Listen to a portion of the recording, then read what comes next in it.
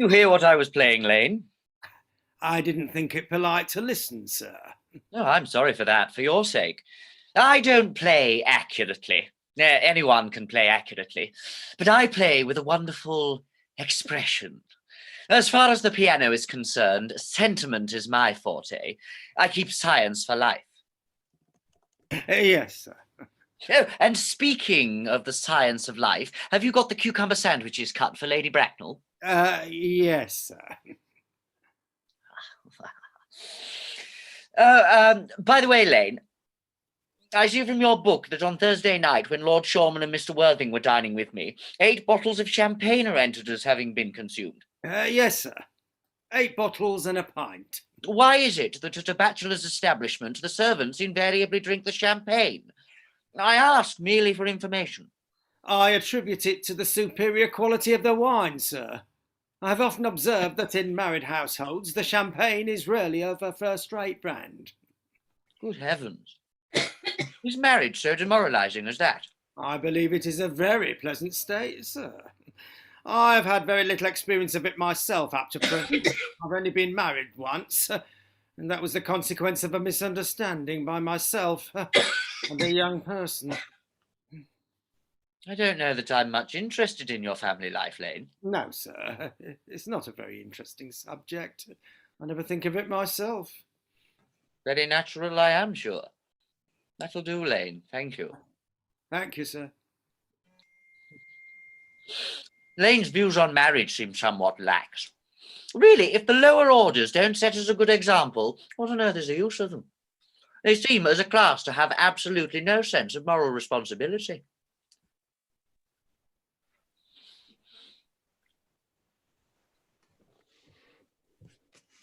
Sir, that's Mr. Ernest Worthing. Ah. How are you, my dear Ernest? What brings you up to town? Well, pleasure. What should bring one anywhere? Eating as usual, I see again, Algie. I believe it is customary in good society to take some slight refreshment at 5 o'clock. Where have you been since last Thursday? Oh, in the country. What on earth do you do there? When one is in town, one amuses oneself. When one is in the country, one amuses other people. It's excessively boring. And who are the people you amuse?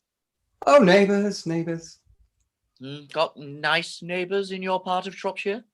Perfectly horrid. Never speak to one of them. Oh, how immensely you must amuse them. By the way, Shropshire is your county, is it not? Eh? Shropshire? Yes, of course. Hello! Why all the cups? Why are the cucumber sandwiches? Why such reckless extravagance in one so young? Who's coming to tea? Oh, merely Aunt Augusta and Gwendolen. How perfectly delightful. Yes, that is all very well. But I'm afraid Aunt Augusta won't quite approve of your being here. May I ask why? My dear fellow, the way you flirt with Gwendolen is perfectly disgraceful. It's almost as bad as the way that Gwendolen flirts with you. I am in love with Gwendolen, and I've come up to town expressly to propose to her. I thought you'd come up for pleasure. I call that business. How utterly unromantic you are. I really don't see anything romantic in proposing. It's very romantic to be in love, but there's nothing romantic about a definite proposal. Why, one may be accepted. One usually is, I believe. Then the excitement is all over. The very essence of romance is uncertainty. If I ever get married, I'll certainly try to forget the fact. I have no doubt about that, dear Algie. The divorce court was specially invented for those people whose memories are so curiously constituted. Oh, there's no use speculating on that subject. Divorces are made in heaven. Please don't touch the cucumber sandwiches. They are ordered specially for Aunt Augusta. You've been eating them all the time. Well, that's quite a different matter. She's my aunt. Here, have some bread and butter. The bread and butter's for Gwendolen. Gwendolen is devoted to bread and butter. Very good bread and butter it is, too. Well, my dear fellow, you need not eat it as though you were going to eat it all. You behave as if you were married to her already. You are not married to her already, and I don't think you ever will be. Why on earth do you say that? Well, in the first place, girls never marry the men they flirt with. Girls don't think it right. Oh, that is nonsense. It isn't. It's a great truth. It accounts for the extraordinary number of bachelors that one sees all over the place. In the second, I don't give my consent. Your consent? My dear fellow, Gwendolen is my first cousin. And before I allow you to marry her, you will have to clear up the whole question of Cecily. What on earth do you mean? What do you mean, Algie, by Cecily? I don't know anybody of the name of Cecily. Lane, bring me that cigarette case Mr. Worthing left in the smoking room the last time he dined here. Yes, sir. Do you mean to say you've had my cigarette case all this time? I wish to goodness you'd let me know. I've been writing frantic letters to Scotland Yard about it. I was very nearly offering a large reward. Well, I wish you would offer one. I happen to be more than usually hard up. There is no good offering a large reward now that the thing is found.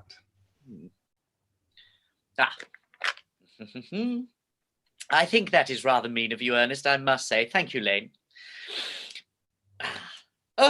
However, it makes no matter. For now that I look at the inscription inside, I find that the thing isn't yours after all. Of course it's mine. You've seen me with it 100 times. Have you no right whatsoever to read what is written inside? It's a very ungentlemanly thing to read a private cigarette case. Oh, it's absurd to have a hard and fast rule about what one should read and what one shouldn't. More than half of modern culture depends on what one shouldn't read. I am quite aware of the facts, and I don't propose to discuss modern culture. Isn't the sort of thing one should talk of in private. I simply want my cigarette case back. Yes, but this isn't your cigarette case.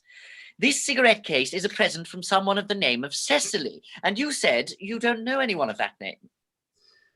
Well, if you want to know, Cecily happens to be my aunt. Your aunt? Yes. Charming old lady she is too, lives at Tunbridge Wells. Just give it back to me, Algie.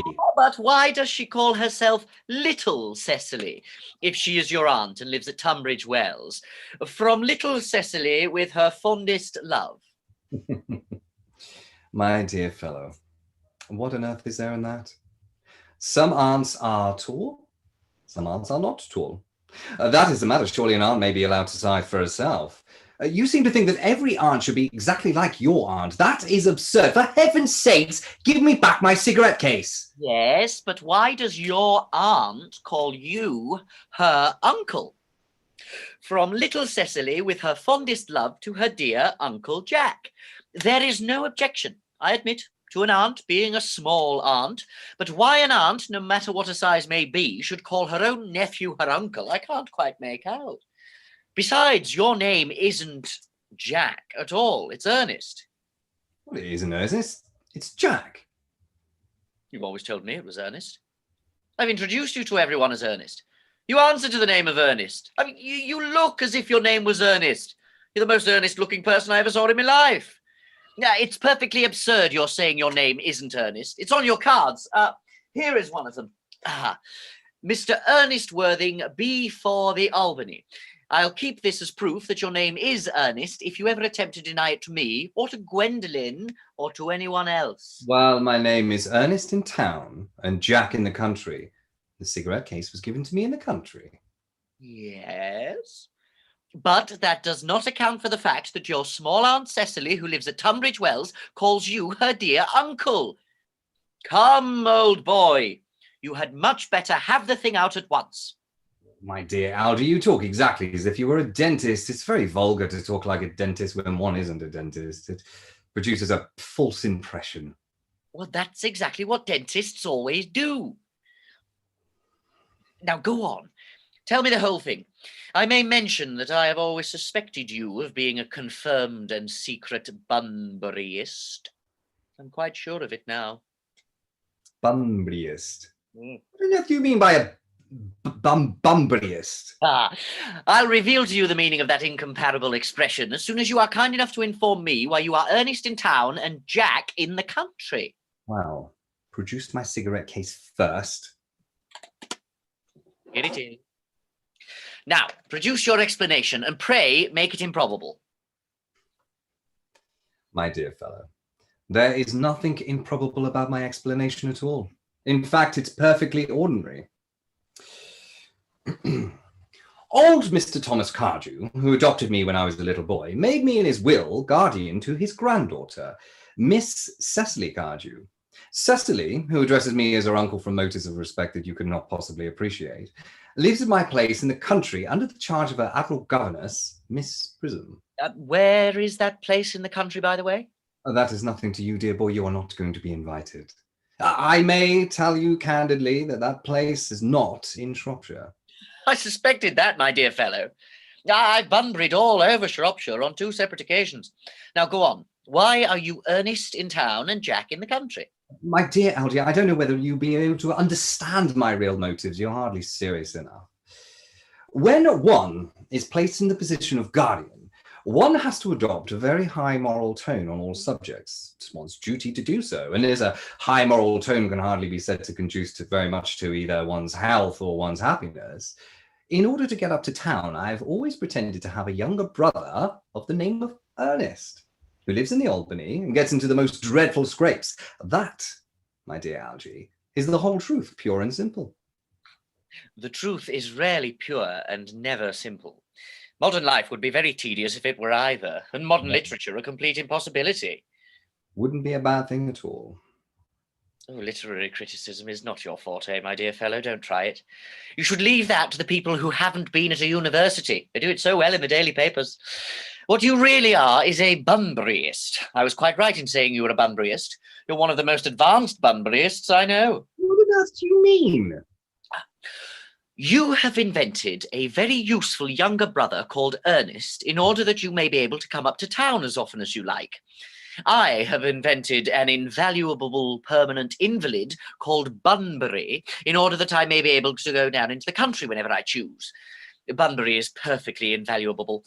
If it wasn't for Bunbury's extraordinary bad health, for instance, I wouldn't be able to dine with you at Willis's tonight, for I've really been engaged to Aunt Augusta for more than a week. I haven't asked you to dine with me anywhere tonight. I know. You're absurdly careless about sending out invitations. It's very foolish of you. Nothing annoys people so much as not receiving invitations. You would much better dine with your Aunt Augusta. Oh, I haven't the smallest intention of doing anything of the kind. To begin with, I dined there on Monday, and once a week is quite enough to dine with one's own relations. In the second place, whenever I do dine there, I'm always treated as a member of the family and sent down with either no woman at all or 2. And in the next place, I know perfectly well whom she will place me next to tonight. She will place me next to Mary Farker, who always flirts with her own husband across the dinner table, and that is not very pleasant. Indeed, it's not even decent, and that sort of thing is enormously on the increase. The amount of women in London who flirt with their own husbands is perfectly scandalous. It looks so bad. It's simply washing one's clean linen in public. Besides, now that I know you to be a confirmed Bunburyist, I naturally want to talk to you about Bunburying. I want to tell you the rules. I'm not a Bunburyist at all. If Gwendolen accepts me, I'm going to kill my brother. Indeed, I think I'll kill him in any case. Cecily's a little too much interested in him. It's rather a bore. So I'm going to get rid of Ernest. And I strongly advise you to do the same with your invalid friend who has the absurd name. Nothing will induce me to part with Bunbury. And if you ever get married, which seems to me extremely problematic, you will be very glad to know Bunbury. A man who marries without knowing Bunbury has a very tedious time of it. That is nonsense. If I marry a charming girl like Gwendolen, and she is the only girl I ever saw in my life that I would marry, I certainly won't want to know Bunbury. Then your wife will. You don't seem to realise that in married life, 3 is company and 2 is none. That, my dear young friend, is the theory that the corrupt French drama has been propounding for the last 50 years. Yes, and the happy English home has proved in half the time. For heaven's sake, don't try to be cynical. It's perfectly easy to be cynical. My dear fellow, it isn't easy to be anything nowadays. There's such a lot of beastly competition about. Ah, oh, that must be Aunt Augusta.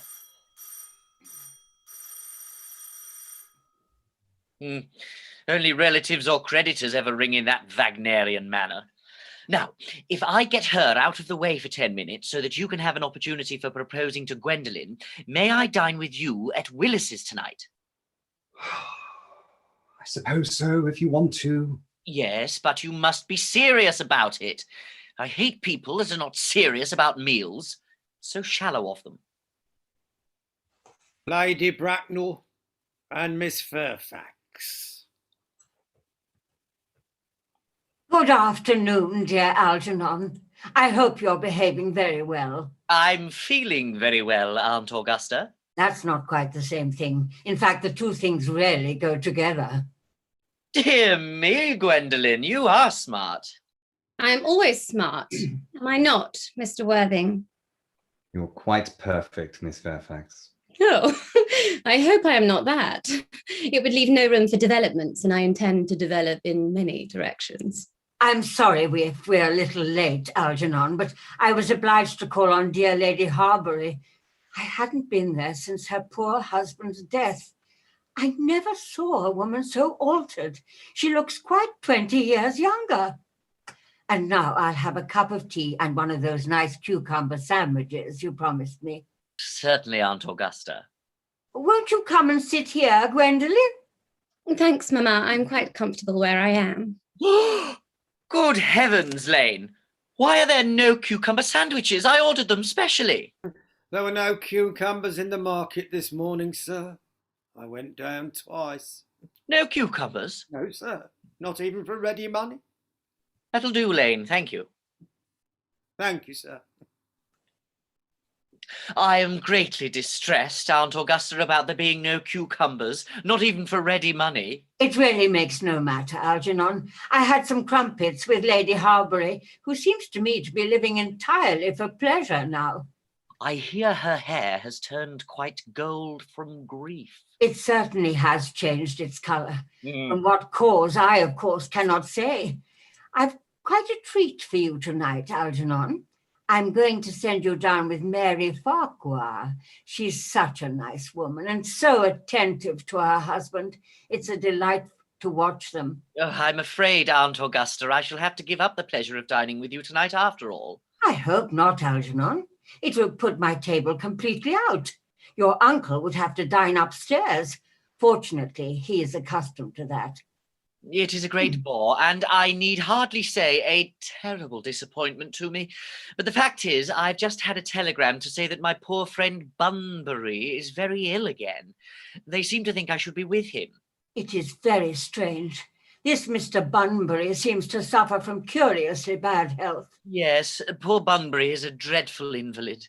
Well, I must say, Algernon, that I think it is high time that Mr. Bunbury made up his mind whether he was going to live or die. This shilly-shallying with the question is absurd. Nor do I in any way approve of the modern sympathy with invalids. I consider it morbid. Illness of any kind is hardly a thing to be encouraged in others. Health is the primary duty of life. I'm always telling that to your poor uncle, but he never seems to take much notice as far as any improvement in his ailment goes. I should be much obliged if you would ask Mr. Bunbury from me to be kind enough not to have a relapse on Saturday, for I rely on you to arrange my music for me. It is my last reception, and one wants something that will encourage conversation, particularly at the end of the season when everyone has practically said what they had to say, which in most cases was probably not much. I'll speak to Bunbury, Aunt Augusta, if he's still conscious. And I think I can promise you he'll be all right by Saturday. Of course, the music is a great difficulty. You see, if one plays good music, people don't listen. But if one plays bad music, people don't talk. I'll run over the programme I've drawn out if you'll kindly come into the next room for a moment. Thank you, Algernon. It is very thoughtful of you. I'm sure the programme will be delightful after a few expurgations. Gwendolen, you will accompany me? Certainly, Mamma.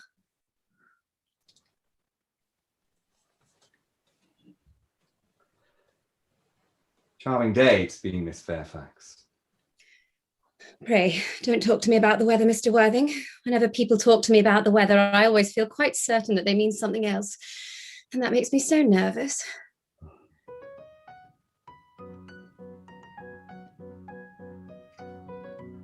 I do mean something else. I thought so. In fact, I am never wrong. I would like to be allowed to take advantage of Lady Bracknell's temporary absence. I would certainly advise that you do so. Mamma has a way of coming back suddenly into a room that I have often had to speak to her about. Miss Fairfax, ever since I've met you, I admired you more than any girl I have ever met since I met you. Yes, I am quite well aware of the fact. And I often wish that in public, at any rate, you had been more demonstrative. For me, you have always had an irresistible fascination. Even before I met you, I was far from indifferent to you. We live, as I hope you know, Mr. Worthing, in an age of ideals. The fact is constantly mentioned in the more expensive monthly magazines and has reached the provincial pulpits, I'm told. And my ideal has always been to love someone with the name of Earnest. There is something in that name that inspires absolute confidence. The moment Algernon first mentioned to me that he had a friend called Ernest, I knew I was destined to love you. You really love me, Gwendolen. Passionately. Oh, darling. Oh, you don't know how happy you've made me. My own Ernest. But you don't really mean to say that you couldn't love me if my name wasn't Ernest. But your name is Ernest. Yes, I know it is. But supposing it was something else, do you say you couldn't love me then? Ah, that is merely a metaphysical speculation, and like most metaphysical speculations, has very little reference at all to the actual facts of real life as we know them. Well, personally, darling, to speak quite candidly, I don't care much about the name of Ernest. I don't think the name suits me at all. It suits you perfectly. It is a divine name. It has a music all of its own. It produces vibrations. Well, really, Gwendolen, I must say that I think that there are lots of other much nicer names. I think Jack, for instance, is a charming name. Jack? No. There is very little music in the name Jack. If any at all, indeed. It does not thrill. It produces absolutely no vibrations. I have known several Jacks, and they all, without exception, were more than usually plain. Besides, Jack is a notorious domesticity for John. And I pity any woman who is married to a man called John. She would probably never be allowed to know the entrancing pleasure of a single moment's solitude. The only really safe name is Ernest. Gwendolen, I must get christened at once. Married. We must get married at once. There is no time to be lost. Married, Mr. Worthing? Well, surely, you know that I love you, and you led me to believe, Miss Fairfax, that you were not absolutely indifferent to me. I adore you, but you haven't proposed to me yet. Nothing has been said at all about marriage. The subject has not even been touched on. Well, may I propose to you now? I think it would be an admirable opportunity. And to spare you any possible disappointment, Mr. Worthing, I think it only fair to tell you, quite frankly, beforehand, that I fully determined to accept you. Gwendolen! Yes, Mr. Worthing? Have you got something to say to me? You know what I've got to say to you? Yes, but you do not say it. Oh. Gwendolen, will you marry me?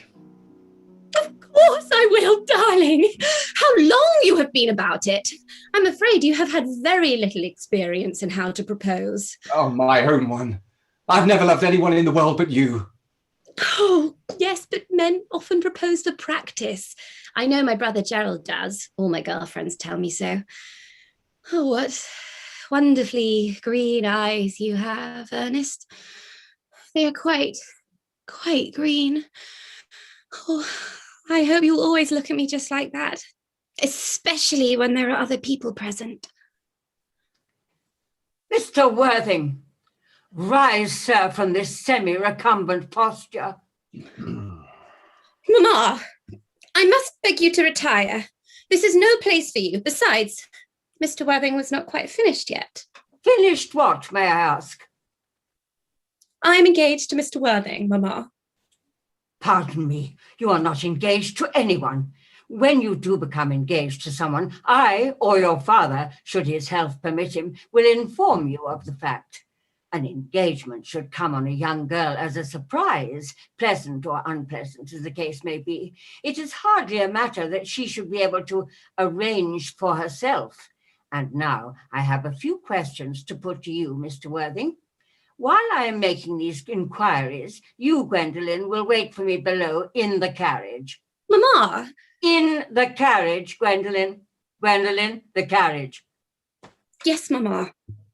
You can take a seat, Mr. Worthing. Thank you, Lady Bracknell. I prefer standing.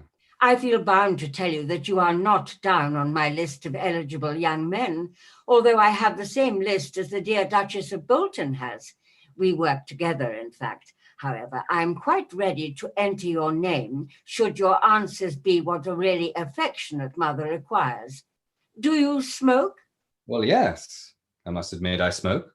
I'm glad to hear it. A man should always have an occupation of some kind. There are far too many idle men in London as it is. How old are you? 29. A very good age to be married at. I have always been of opinion that a man who desires to get married should know either everything or nothing. Which do you know? I know nothing, Lady Bracknell. I'm pleased to hear it. I do not approve of anything that tampers with natural ignorance.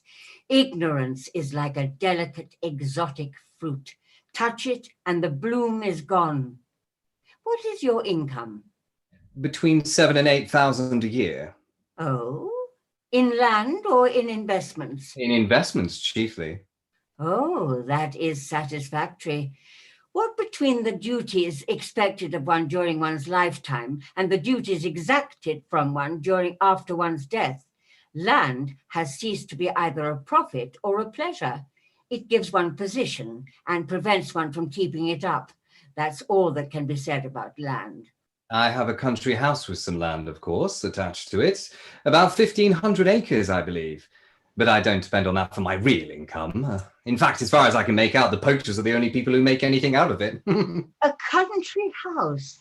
How many bedrooms? Well, that point can be cleared up afterwards. You have a townhouse, I hope. A girl with a simple, unspoiled nature like Gwendolen could hardly be expected to reside in the countryside. Well, I own a house in Belgrave Square. What number in Belgrave Square? 149. Oh, the unfashionable side. I thought there was something. However, that could easily be altered. Do you mean the fashion or the side? Both, if necessary, I presume.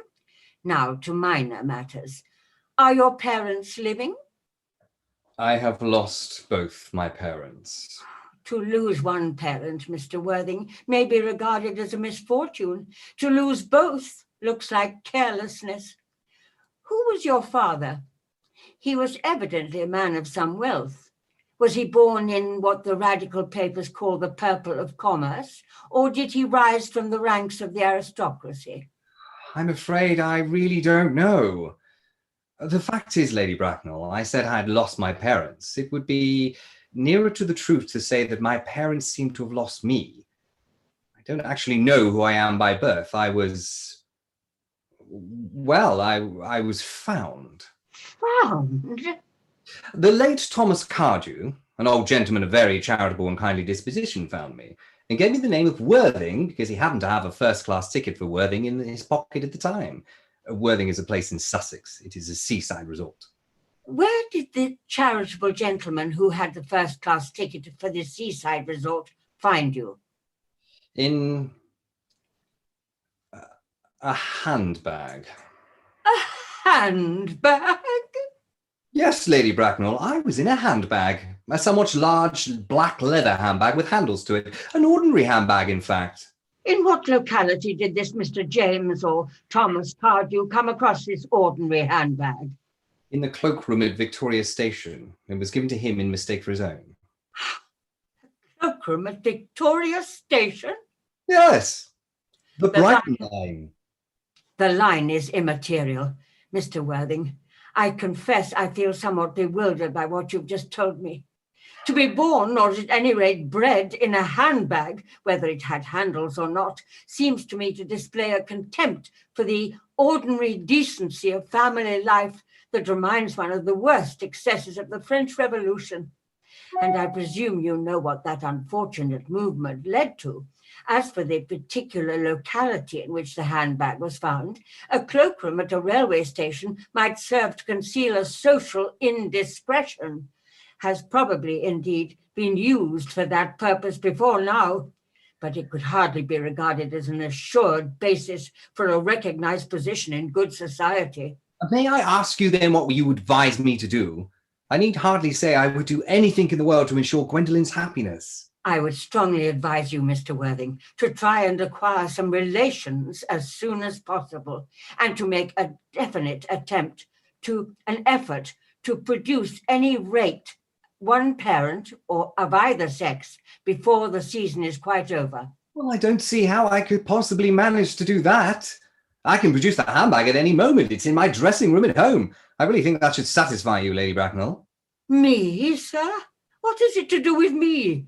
You can hardly imagine that I and Lord Bracknell would dream of allowing our only daughter, a girl brought up with the utmost care, to marry into a cloakroom and form an alliance with a parcel?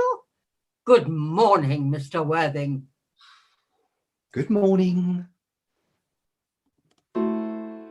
Oh, Algie!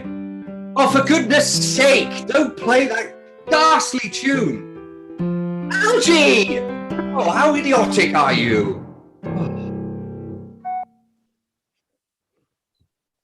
Didn't it go off all right, old boy? Oh, you don't mean to say Gwendolen refused you? I know it's a way she has. She's always refusing people. I think it's most ill-natured of her. Oh, Gwendolen is as right as a trivet. As far as she's concerned, we are engaged. Her mother is perfectly unbearable. I've never met such a gorgon. I don't really know what a gorgon is like, but I'm quite sure that Lady Bracknell is one. In any case, she's a monster without being a myth, which is rather unfair. I beg your pardon, Algie. I suppose I shouldn't talk about your own aunt in that way before you. Oh, my dear boy, I love hearing my relations abused. It's the only thing that makes me put up with them at all. Relations are simply a tedious pack of people who haven't got the remotest knowledge of how to live, nor the smallest instinct about when to die. Well, that is nonsense. It isn't. Well, I won't argue about the matter. You always want to argue about things. That is exactly what things were originally made for. Upon my word, if I thought that, I'd shoot myself. You don't think there is any chance of Gwendolen becoming like her mother in 150 years, do you, Algie? All women become like their mothers. That is their tragedy. No man does. That's his. Is that clever? It's perfectly phrased, and quite as true as any observation in civilized life should be. Oh, I'm sick of all this cleverness. Everybody's clever nowadays. You can't go anywhere without meeting clever people. The thing has become an absolute public nuisance. I wish to goodness we had a few fools left. Well, we have. I should extremely like to meet them. What do they talk about? The fools? Oh, the clever people, of course. What fools? And by the way, did you tell Gwendolen the truth about your being Earnest in town and Jack in the country? Dear fellow, the truth isn't quite the sort of thing one tells to a nice, sweet, refined girl. What extraordinary ideas do you have about the way to behave to a woman? The only way to behave to a woman is to make love to her if she is pretty, and to someone else if she's plain. Oh, that is nonsense. What about your brother? What about the profligate Earnest? Oh, before the end of the week, I shall have got rid of him. I'll say he died in Paris of apoplexy. Lots of people die of apoplexy quite suddenly, don't they? Yes, but it's hereditary, my dear fellow. It's a sort of thing that runs in families. You'd much better say a severe chill. You're sure a severe chill isn't hereditary or anything of that kind? Of course it isn't. Very well then. My poor brother Ernest to be carried off suddenly in Paris by a severe chill. Well, that gets rid of him. But I thought you said that Miss Cardew was a little too much interested in your poor brother Ernest. Won't she feel his loss a good deal? That is all right. Cecily is not a silly romantic girl, I'm glad to say. She's got a capital appetite. goes long walks, and pays no attention at all to her lessons. I would rather like to see Cecily. I will take very good care that you never do. She's excessively pretty, and she's only just 18. Have you told Gwendolen yet that you have an excessively pretty ward who is only just 18? One doesn't blurt these things out to people. Cecily and Gwendolen are perfectly certain to become extremely great friends. I'll bet you anything you like that a half an hour after they met, they will be calling each other sister. Ah, women only do that when they've called each other a lot of other things first. Now, my dear boy, if we want to get a good table at Willis's, we really must go and dress. Do you know it's nearly 7? It's always nearly 7. Well, I'm hungry. I never knew when you weren't. What should we do after dinner? Go to a theatre? Oh, no, I loathe listening. Well, let us go to the club. Oh, no, I don't know. I hate talking. Well, we might trot round the Empire at 10. Oh, no, I can't bear looking at those things. It's so silly. Well, what shall we do? Nothing. It's awfully hard work doing nothing. However, I don't mind hard work when there is no definite object of any kind. Miss Fairfax. Gwendolen, upon my word. Algie, kindly turn your back. I have something very particular to say to Mr. Worthing. Really, Gwendolen, I don't think I can allow this at all. Algie, you always adopt a strictly immoral attitude towards life. You are not quite old enough to do that. My own darling. Ernest, we may never be married. From the expression on Mamma's face, I fear we never shall. Few parents nowadays pay any regard to what their children say to them. The old-fashioned respect for the young is fast dying out. Whatever influence I had over Mamma, I lost at the age of 3. But although she may prevent us from becoming man and wife, and I may marry someone else and marry often, nothing that she can possibly do can alter my eternal devotion to you. Oh, dear Gwendolen.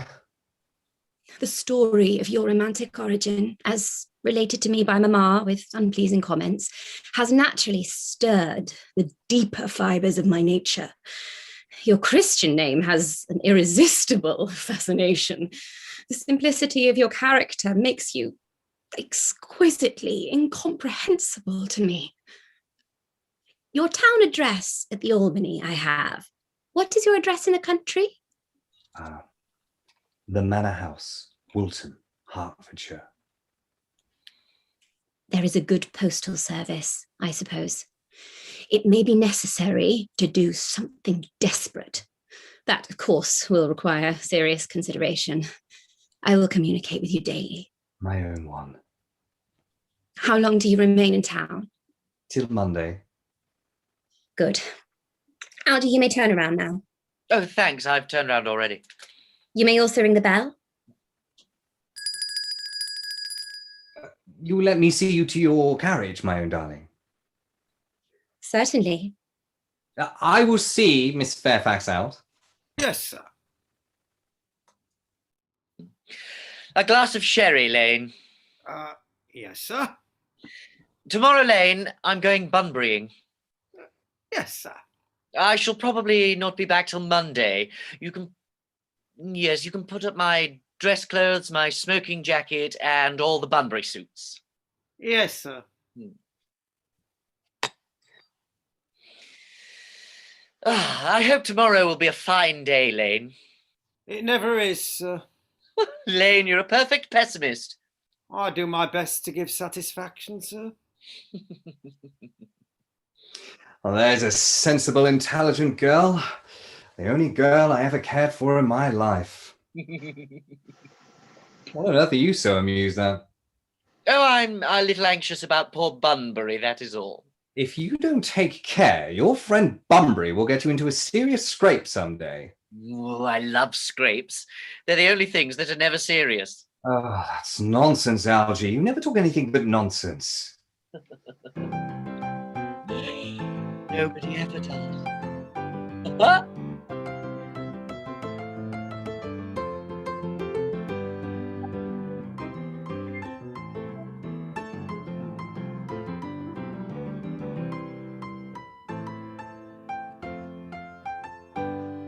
Cecily?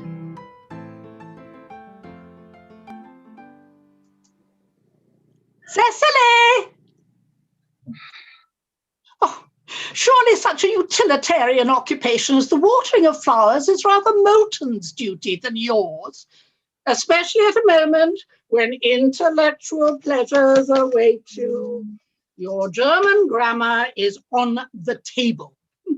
Pray open it at page 15. We will repeat yesterday's lesson. But I don't like German. It isn't at all a becoming language. I know perfectly well that I look quite plain after my German lesson. Child, you know how anxious your guardian is that you should improve yourself in every way. He laid particular stress on your German as he was leaving for town yesterday. Indeed, he always lays stress on your German when he's leaving for town. Uncle Jack is so very serious. Sometimes he is so serious I think he cannot be quite well. Your guardian enjoys the best of health, and his gravity of demeanour is especially to be commended in one so comparatively young as he is. I know no one who has a higher sense of duty and responsibility. I suppose that is why he often looks a little bored when we three are together. Cecily, I am surprised at you. Mr. Worthing has many troubles in his life. Idle merriment and triviality would be out of place in his conversation. You must remember his constant anxiety about that unfortunate young man, his brother. I wish Uncle Jack would allow that unfortunate young man, his brother, to come down here sometimes. We might have a good influence over him, Miss Prism. I'm sure you certainly would. You know, German and geology and things of that kind influence a man very much. Well, I don't think that even I could produce any effect on a character that, according to his own brother's admission, is irretrievably weak and vacillating. Indeed, I'm not sure that I would desire to reclaim him. I'm not in favour of this modern mania of turning bad people into good people at a moment's notice. As the man sows, so let him reap.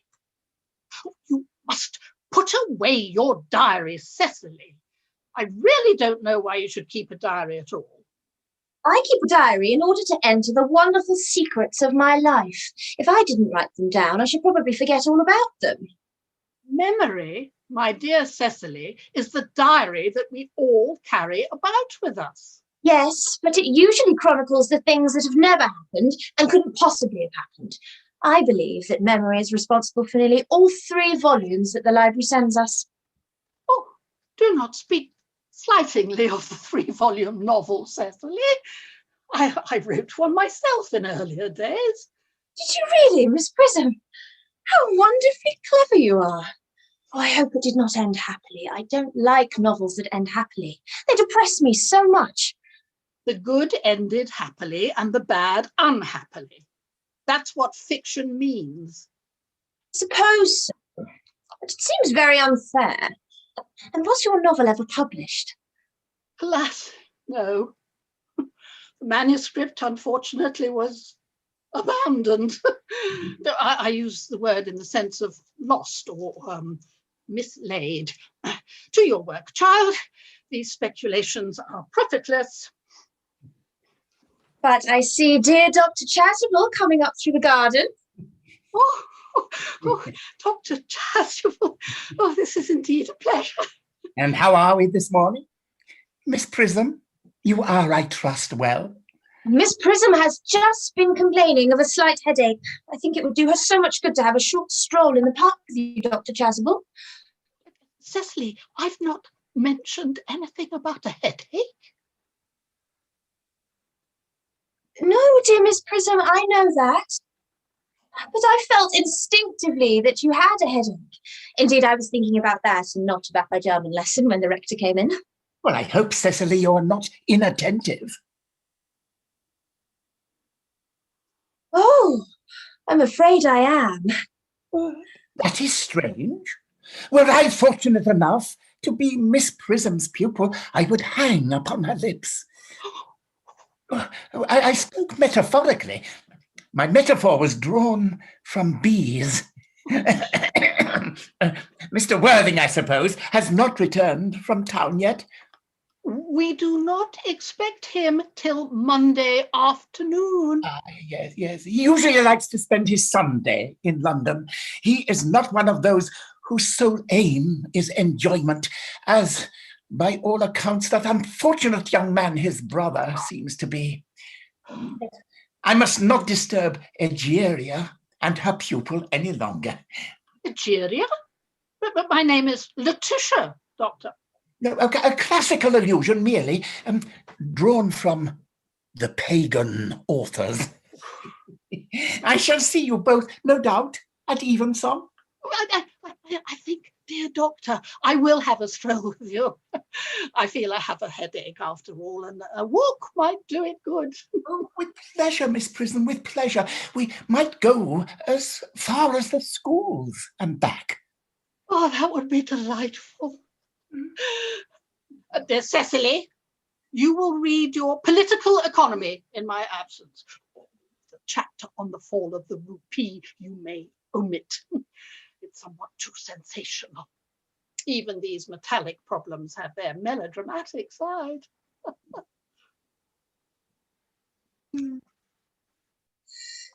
Horrid political economy, horrid geography, horrid German. Mr. Ernest Worthing has just driven over from the station. He has brought his luggage with him. Uncle Jack's brother. Did you tell him Mr. Worthing was in town? Yes, miss. He seemed very much disappointed. I mentioned that you and Miss Prism were in the garden. He said he was anxious to speak to you privately for a moment. Ask Mr. Ernest Worthing to come here. I suppose you would better talk to the housekeeper about a room for him. Yes, miss. I've never met any really wicked person before. I feel rather frightened. I'm so afraid he will look just like everyone else. Ah, Oh, he does. you are my little cousin Cecily, I'm sure. You are under some strange mistake. I'm not little. In fact, I believe I am more than usually tall for my age. But I am your cousin Cecily. You are Uncle Jack's brother. My cousin Ernest. My wicked cousin Ernest. Oh, I'm not really wicked at all, cousin Cecily. You mustn't think that I'm wicked. If you are not, then you have certainly been deceiving us all in a very inexcusable manner. I hope you have not been leading a double life, pretending to be wicked and being really good all the time. That would be hypocrisy. Oh, of course I have been rather reckless. I am glad to hear it. In fact, now that you mention the subject, I've been very bad in my own small way. I don't think you should be so proud of that, though I am sure it must have been very pleasant. Much pleasanter being here with you. I can't understand how you are here at all. Uncle Jack won't be back till Monday afternoon. That is a great disappointment. I'm obliged to go up by the first train on Monday morning. I have a business appointment that I am anxious to miss. Couldn't you miss it anywhere but in London? No, the appointment is in London. Well, I know, of course, how important it is not to keep a business engagement if one wants to retain any sense of the beauty of life. But still, I think you would better wait until Uncle Jack arrives. I know he wants to speak to you about your emigrating. About my what? Well, you're emigrating. He has gone up to buy your outfit. Oh, I certainly wouldn't let Jack buy my outfit. He has no taste in neckties at all. Don't think you will require neckties. Uncle Jack is sending you to Australia. Australia? I'd sooner die. Well, he said at dinner on Wednesday night that you would have to choose between this world, the next world, and Australia. Oh, well. The accounts I have received of Australia and the next world are not particularly encouraging. This world is good enough for me, Cousin Cecily. Yes, but are you good enough for it? I'm afraid I'm not that. That is why I want you to reform me. You might make that your mission, if you don't mind, Cousin Cecily. Afraid I've no time this afternoon. Well, would you mind my reforming myself this afternoon? It is rather quixotic of you, but I think you should try. I will. I feel better already. You are looking a little worse. That is because I'm hungry. Thoughtless of me. I should have remembered that when one is going to lead an entirely new life, one requires regular and wholesome meals. Won't you come in? Thank you. Might I have a buttonhole first? I never have any appetite unless I have a buttonhole first. A Marechal? I'd sooner have a pink rose. Why? Because you are like a pink rose, Cousin Cecily. I don't think it can be right for you to talk to me like that. Miss Prism never says such things to me. Then Miss Prism is a short-sighted old lady. You are the prettiest girl I ever saw. Miss Prism says that all good looks are a snare. They are a snare that every sensible man would like to be caught in. Oh, I don't think I would care to catch a sensible man. I shouldn't know what to talk to him about.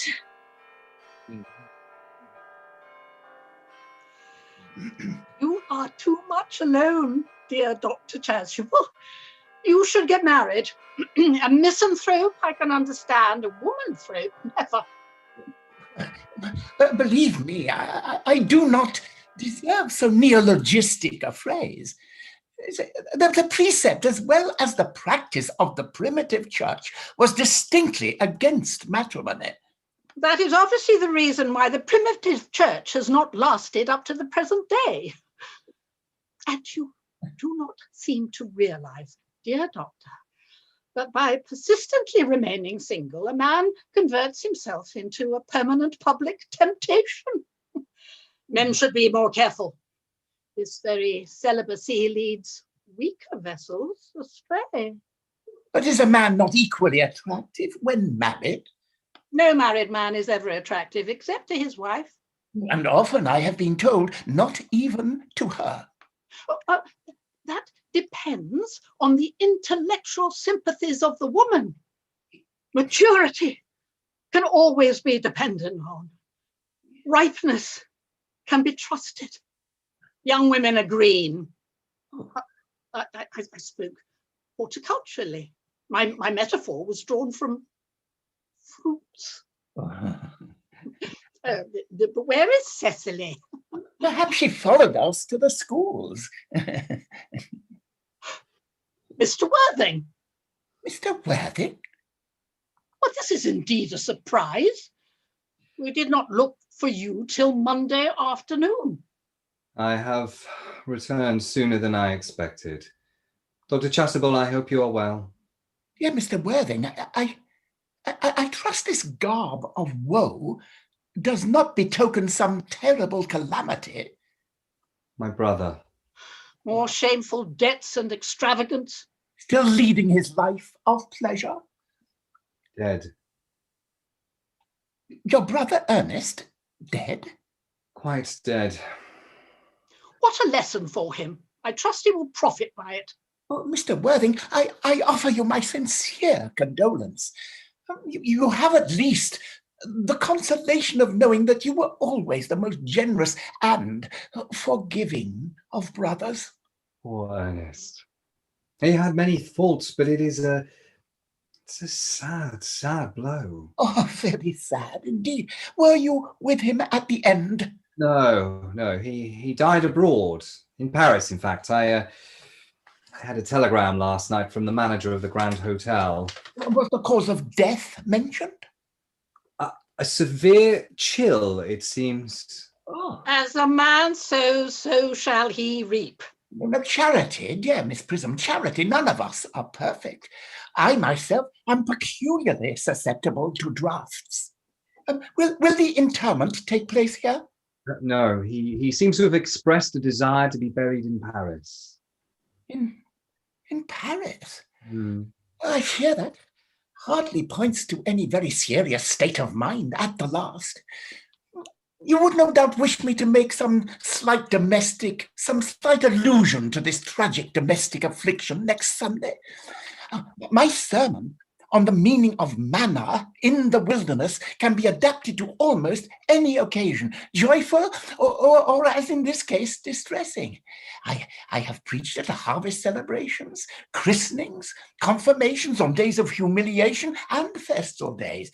The last time I delivered it was in the cathedral as a charity sermon on behalf of the Society for the Prevention of Discontent among the upper classes. The bishop who was present was much struck by some of the analogies I drew. That reminds me, you mentioned christenings, I think, Dr. Chasuble. I suppose you know how to christen all right. I mean, of course you are continually christening, aren't you? Yeah. It is, I regret to say, one of the rector's most constant duties in this parish. I've often spoken to the poorer classes on the subject, but they don't seem to know what thrift is. But is there any particular infant in whom you are interested, Mr. Worthing? Your brother was, I believe, unmarried, was he not? Oh, yes. People who live entirely for pleasure usually are. But it is not for any child, dear doctor. I'm very fond of children. No, the fact is, I would like to be christened myself this afternoon if you have nothing better to do. But surely, Mr. Worthing, you have been christened already. I don't remember anything about it. But have you any grave doubts on the subject? I certainly intend to have. Of course, I don't know if the thing would bother you in any way, or if you think that I am a little too old now. Oh, no, not at all. No, the sprinkling and indeed the immersion of adults is a perfectly canonical practice. Immersion? Oh, no, you need have no apprehensions. Sprinkling is all that is necessary, or indeed, I think, advisable. Our weather is so changeable. At what hour would you wish the ceremony performed? Oh, I might trot around about 5, if that would suit you. Perfectly. In fact, I have 2 similar ceremonies to perform at that time.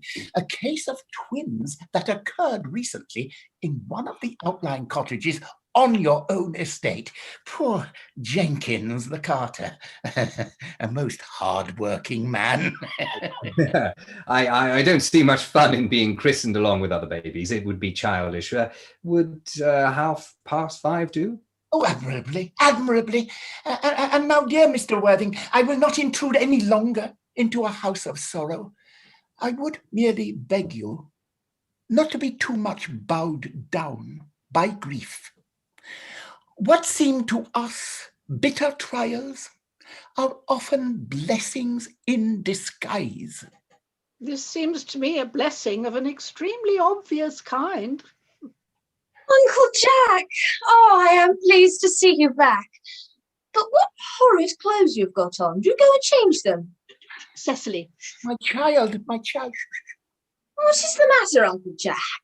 Oh, do look happy. You look as if you had a toothache, and I have such a surprise for you. Who do you think is in the dining room?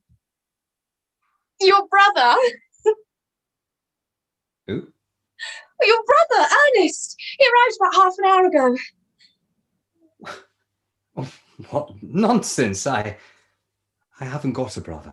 Oh, don't say that. However badly he may have behaved to you in the past, he is still your brother. You couldn't be so heartless as to disown him. I'll tell him to come out, and you will shake hands with him, won't you, Uncle Jack?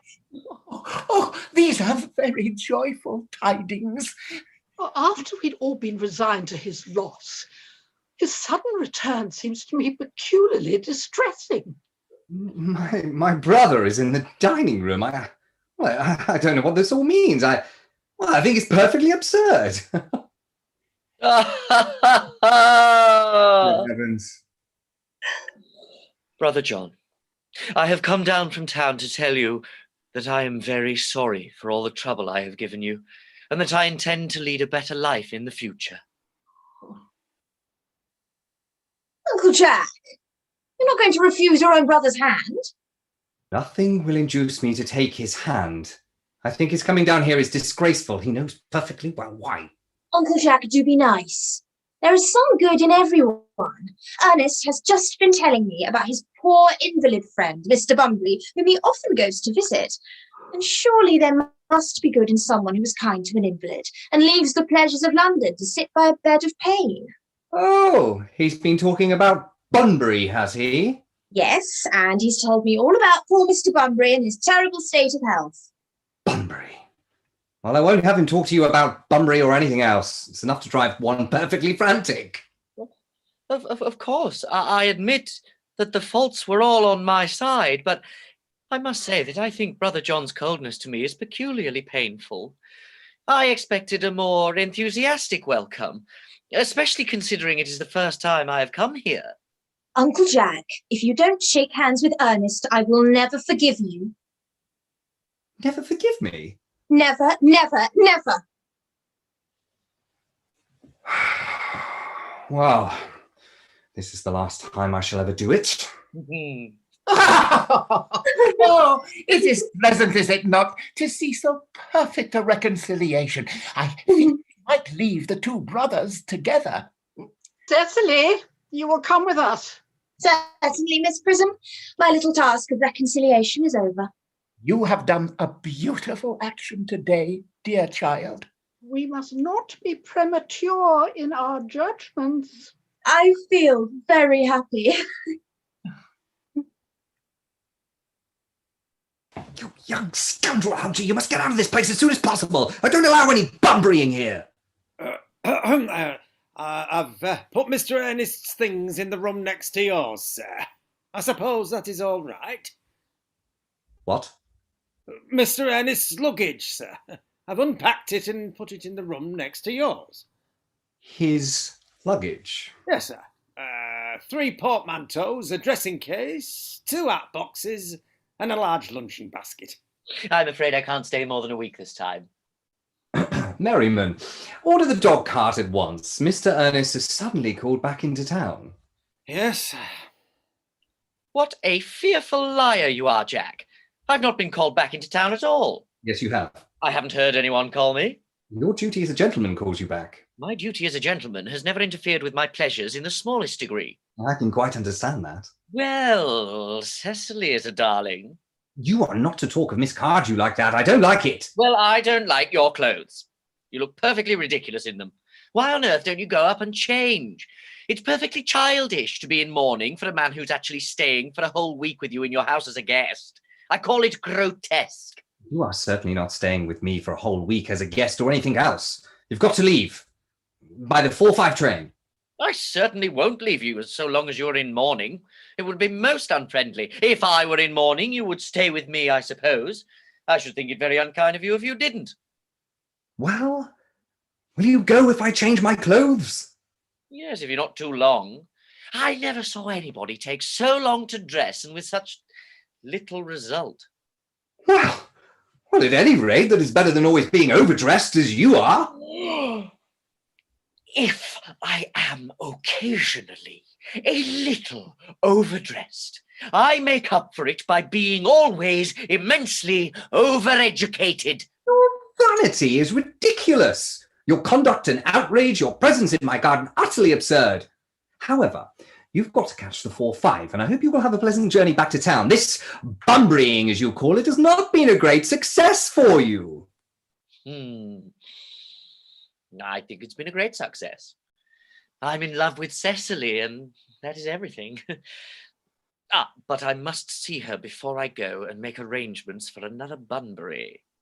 Oh, there she is. Oh, I merely came back to water the roses. I thought you were with Uncle Jack. He's gone to order the dog cart for me. Oh, is he going to take you for a nice drive? He's going to send me away. Well, then we have got to part. I'm afraid so. It's a very painful parting. It is always painful to part from people whom one has known for a very brief space of time. The absence of old friends one can endure with equanimity. But even a momentary separation from anyone to whom one has just been introduced is almost unbearable. Thank you. The dog cart is at the door, sir. It can wait, madam, for 5 minutes. Yes, miss. I hope, Cecily, I shall not offend you if I state quite frankly and openly that you seem to me to be in every way the visible personification of absolute perfection. I think your frankness does you great credit, Ernest. If you will allow me, I will copy your remarks into my diary. Oh, do you really keep a diary? I'd give anything to look at it, may I? Oh, no! You see, it is simply a very young girl's record of her own thoughts and impressions, and consequently meant for publication. When it appears in volume form, I hope you will order a copy. But pray, Ernest, don't stop. I delight in taking down from dictation. I have reached absolute perfection. You can go on. I'm quite ready for more.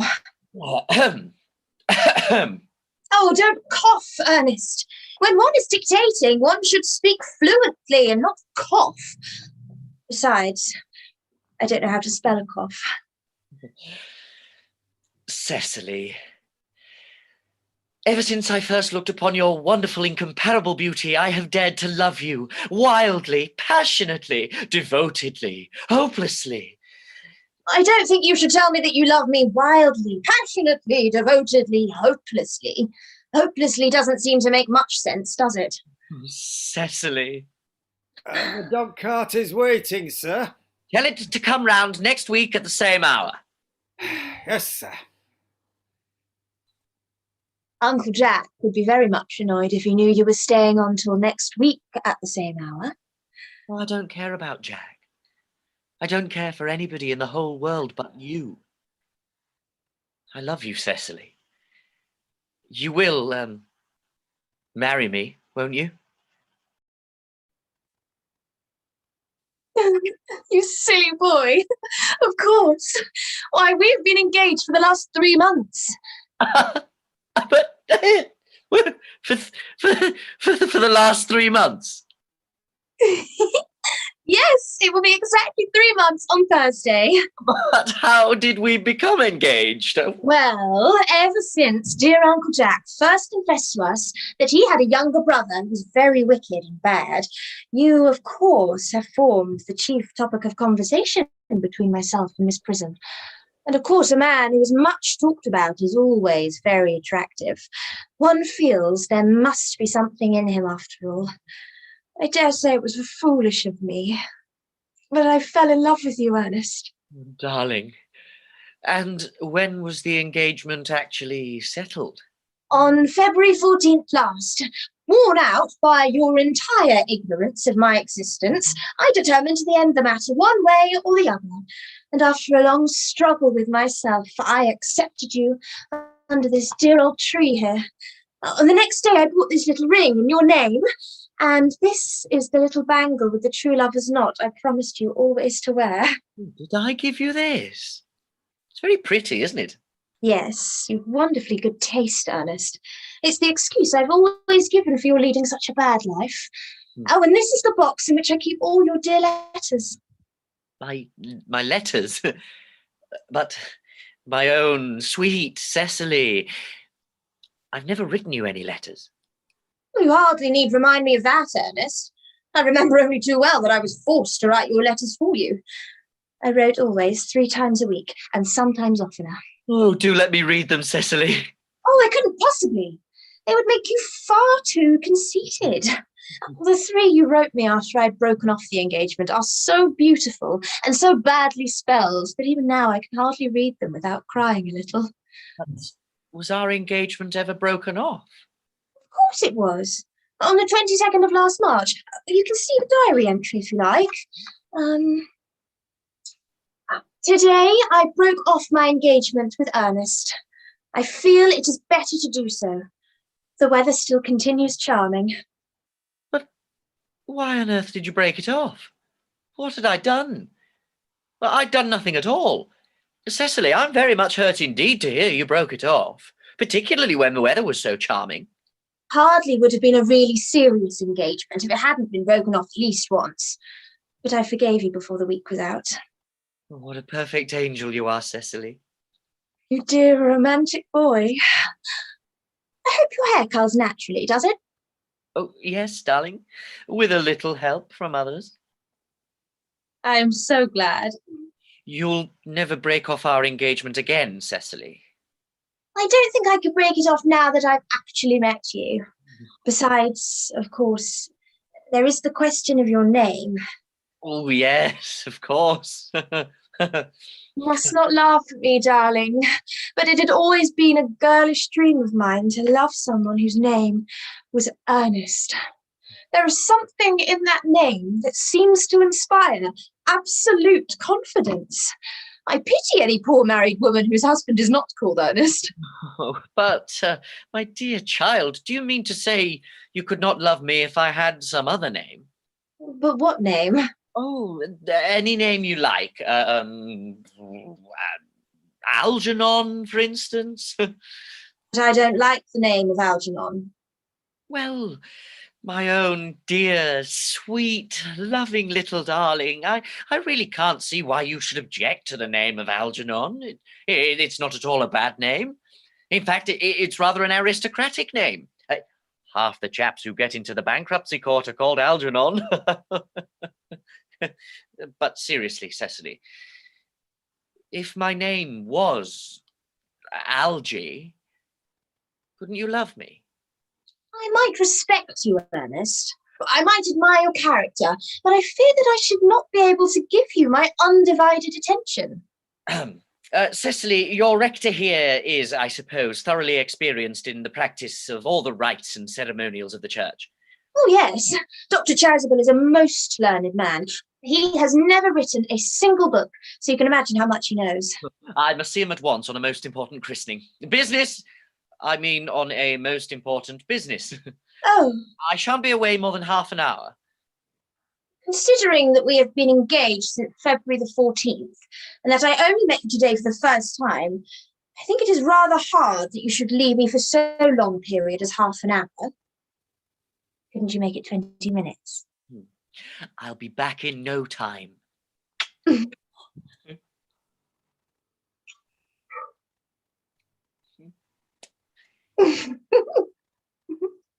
What an impetuous boy he is. I like his hair so much. I must enter his proposal in my diary. Miss Fairfax has just called to see Mr. Worthing on very important business, Miss Fairfax states. Isn't Mr. Worthing in his library? Mr. Worthing went over in the direction of the rectory some time ago. Pray ask the lady to come out here. Mr. Worthing is sure to be back soon, and you can bring tea. Yes, miss. Miss Fairfax?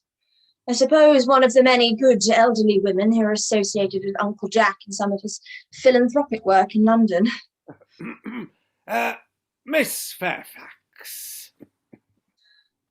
Pray, let me introduce myself to you. My name is Cecily Cardew. Cecily Cardew. What a very sweet name.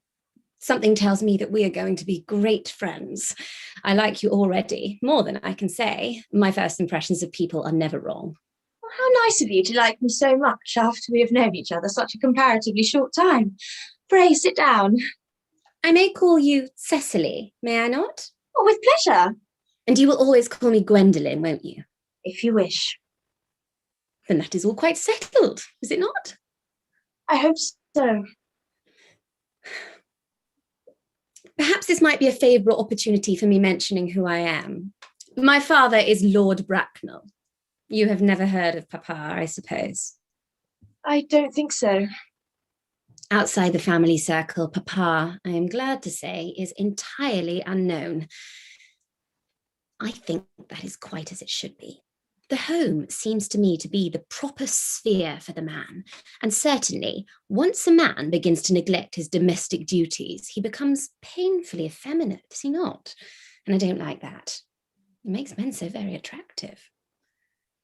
You are here on a short visit, I suppose. Oh, no, I live here. Really? Your mother, no doubt, or some female relative of advanced years resides here also? Oh, no, I have no mother, nor, in fact, any relations. Indeed. Oh, my dear guardian, with the assistance of Miss Prism, has the arduous task of looking after me. Your guardian? Yes, I am Mr. Worthing's ward. Oh, it is strange. He never mentioned to me that he had a ward. How secretive of him. He grows more interesting hourly. I am not sure, however, that the news inspires me with unmixed feelings of delight. I am very fond of you, Cecily. I have liked you ever since I met you. But I'm bound to state that now that I know that you are Mr. Worthing's ward, I cannot help expressing a wish that you were, well, just a little older than you seem to be and not quite so very alluring in appearance. In fact, if I may speak candidly. Pray do. I think that whenever one has anything unpleasant to say, one should always be quite candid. Well, to speak with perfect candour, Cecily, I wish that you were. Ernest has a strong, upright nature.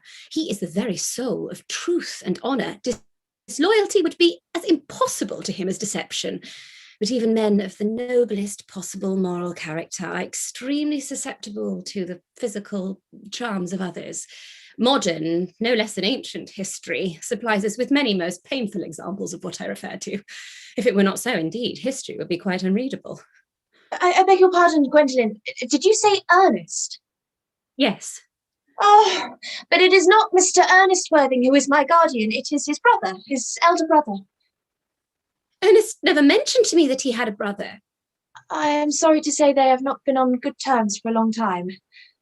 Oh, what accounts for it? And now that I think of it, I have never heard of any man mention his brother. The subject seems distasteful to most men. Cecily, you have lifted a load from my mind. I was growing almost anxious. It would have been terrible if any cloud had come across a friendship like ours, would it not? Of course, you are quite sure that it is not Mr. Ernest Worthing who is your guardian. Quite sure. In fact, I am going to be his. I beg your pardon? Oh, dearest Gwendolen, there is no reason why I should make it a secret of you. Our little county newspaper is sure to chronicle the fact next week. Mr. Ernest Worthing and I are engaged to be married. My darling Cecily, I think there must be some slight error. Mr. Ernest Worthing is engaged to me. The announcement will appear in the Morning Post on Saturday at the latest. I am afraid you must be under some misconception. Ernest proposed to me exactly 10 minutes ago. It is certainly very curious, for he asked me to be his wife yesterday afternoon at 5:30. If you would care to verify the incident, pray do so. I never travel without my diary. One should always have something sensational to read in the train. I am so sorry, dear Cecily, if it is any disappointment to you, but I'm afraid that I have the prior claim. It would distress me more than I can tell you, dear Gwendolen. If it caused you any mental or physical anguish, but I feel bound to point out that since Ernest proposed to you, he has clearly changed his mind. If the poor fellow has been entrapped into any foolish promise, I shall consider it my duty to rescue him at once, and with a firm hand. Whatever unfortunate entanglement my dear boy may have got into, I will never reproach him with it after we are married. Do you allude to me, Miss Cardew, as an entanglement? You are presumptuous. On an occasion of this kind, it becomes more than a moral duty to speak one's mind. It becomes a pleasure. You suggest, Miss Fairfax, that I entrapped Ernest into an engagement? How dare you? This is no time for wearing a shallow mask of manners. When I see a spade, I call it a spade. Well, I am glad to say that I have never seen a spade. It is obvious that our social spheres have been widely different. Shall I lay tea here as usual, miss? Yes, as usual.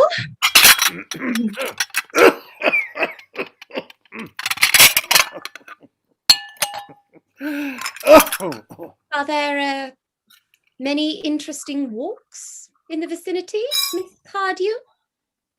Oh, yes, a great many. From one of the hills, quite close, you can see 5 counties. 5 counties? I don't think I should like that. I hate crowds. Suppose that is why you live in town. Quite a well-kept garden this is, Miss Cardew. So glad you like it, Miss Fairfax. I had no idea there were any flowers in the country. Oh, flowers are common here, Miss Fairfax, as people are in London. Personally, I cannot understand how anybody manages to exist in the country, if anybody who is anybody does. The country always bores me to death. This is what the newspapers call agricultural depression, is it not? I believe the aristocracy are suffering from it very much just at present. It is almost an epidemic amongst them, I've been told. May I offer you some tea, Miss Fairfax? Thank you. Detestable girl, but I require tea. Sugar? No, thank you. Sugar is not fashionable anymore.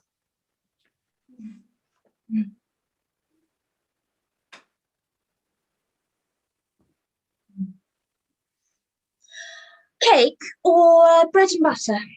Bread and butter, please. Cake is rarely seen at the best houses nowadays. And this to Miss Fairfax?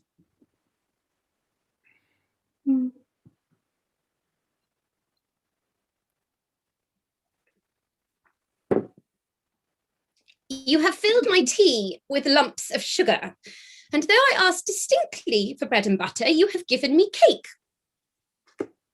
I am known for the gentleness of my disposition and the extraordinary sweetness of my nature, but I warn you, Miss Cardew, you may go too far.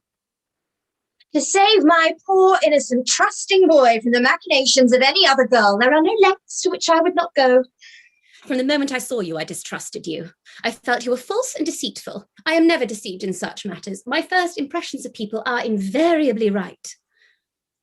It seems to me, Miss Fairfax, that I am trespassing on your valuable time.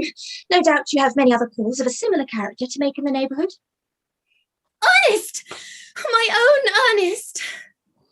Gwendolen, darling. A moment. May I ask if you're engaged to be married to this young lady? What a dear little Cecily. Of course not. I'm going to put such an idea in your pretty little head. Thank you. You may. I knew there must have been some misunderstanding, Miss Fairfax. The gentleman whose arm is at present around your waist is my guardian, Mr. John Worthing. I beg your pardon? Well, this is Uncle Jack. Jack? Oh. Here is Ernest. Oh, my own love. A moment, Ernest. May I ask you, are you engaged to be married to this young lady? What young lady? Good heavens, Gwendolen. Yes, to good heavens, Gwendolen. I mean, to Gwendolen. Oh, of course not. What could have put such an idea into your pretty little head? Thank you. I felt there was some slight error, Miss Cardew. The gentleman who is now embracing you is my cousin, Mr. Algernon Moncrieff. Algernon Moncrieff? Oh! Are you called Algernon? I cannot deny it. Oh! Is your name really John? I could deny it if I liked. I could deny anything if I liked. But my name certainly is John. It's been John for years. A gross deception has been practiced on both of us. My poor wounded Cecily. A sweet wrong to Gwendolen. You will call me sister, will you not? There is just one question I would like to be allowed to ask my guardian. An admirable idea. Mr. Worthing, there is just one question I would like to be permitted to you. Where is your brother Ernest? We are both engaged to be married to your brother Ernest, so it is a matter of some importance to us to know where your brother Ernest is at present. Gwendolen. Cecily. It's very painful for me to be forced to speak the truth. Oh, it's the first time in my life that I've ever been reduced to such a painful position, and well, I'm really quite inexperienced in doing anything of the kind. However, I will tell you frankly that I have no brother Ernest.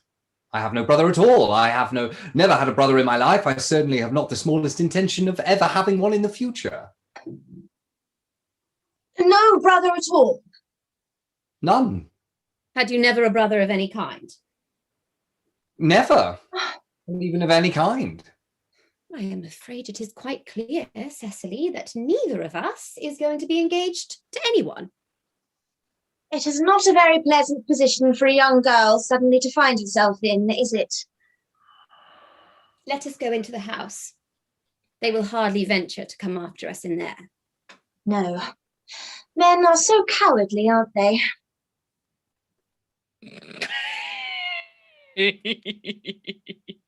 This ghastly state of things is what you call Bunburying, I suppose. Yes, and a perfectly wonderful Bunbury it is. The most wonderful Bunbury I've ever had in my life. Well, you've no right whatsoever to Bunbury here. Now, that is absurd. One has a perfect right to Bunbury wherever anyone chooses. Every serious Bunburyist knows that. Serious Bunburyist? Oh, good heavens. Well, one must be serious about something if one wants to have any amusement in life. I happen to be serious about Bunburying. What on earth you're serious about, I haven't the remotest idea. About everything, I should fancy. You have such an absolutely trivial nature. Well, the only small satisfaction I have in the whole wretched business is your friend Bunbury is quite exploded. You won't even have to run down to the country quite so often as you used to, dear Algie. A very good thing, too. Your brother is a little off colour, isn't he, Jack? You won't be able to disappear to London quite so frequently as your wicked custom was, and not a bad thing either. As for your conduct towards Miss Cardew, I must say you taking in a sweet, simple, innocent girl like that is quite inexcusable, to say nothing of the fact that she is my ward. I can see no possible defence at all for your deceiving a brilliant, clever, thoroughly experienced young lady like Miss Fairfax, to say nothing of the fact that she is my cousin. I wanted to be engaged to Gwendolen. That is all. I love her. Well, I simply wanted to be engaged to Cecily. I adore her. Certainly no chance of you marrying Miss Cardew. I don't think there is much likelihood, Jack, of you and Miss Fairfax being united. Well, it is no business of yours. If it was my business, I wouldn't talk about it. It's very vulgar to talk about one's business. Only people like stockbrokers do that, and then merely at dinner parties.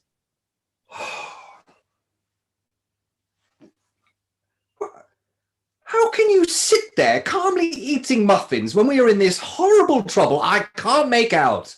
Well, you seem to me perfectly heartless. I can't eat muffins in an agitated manner. The butter would probably get on my cuffs.